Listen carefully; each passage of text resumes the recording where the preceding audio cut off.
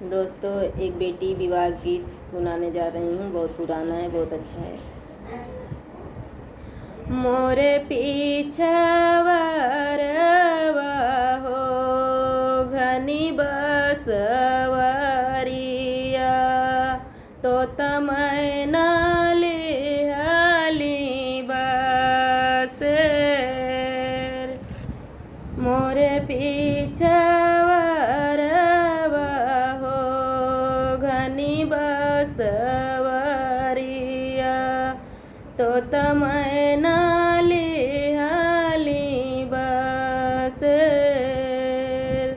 सोई गई तोता हो, सोई गई माए नवा, सोई गई गाँवा के लोग। एक नाही सोई बेटी के पापा, जेकर दहेजवा के सोच। मोरे पीछवारवा हो घनी बसवरिया, तो तमैना लिहाली बसेर।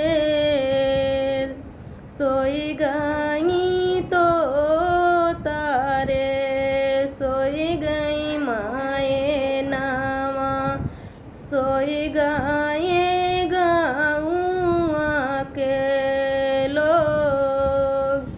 एक नाही सोई बेटी के चाचा, देख जेकर दहेजवा के सोच। मोरे पीछवारवा हो घनी बसवरिया,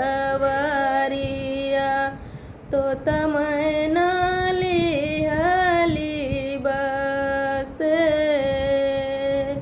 सोई गई तोता रे, सोई गई माए नवा, सोई गई गाँवा के लोग।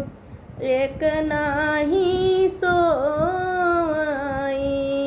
बेटी के भैया, जेकर दहेजवा के सोच।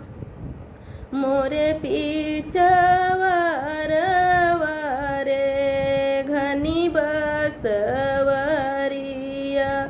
तो तमैना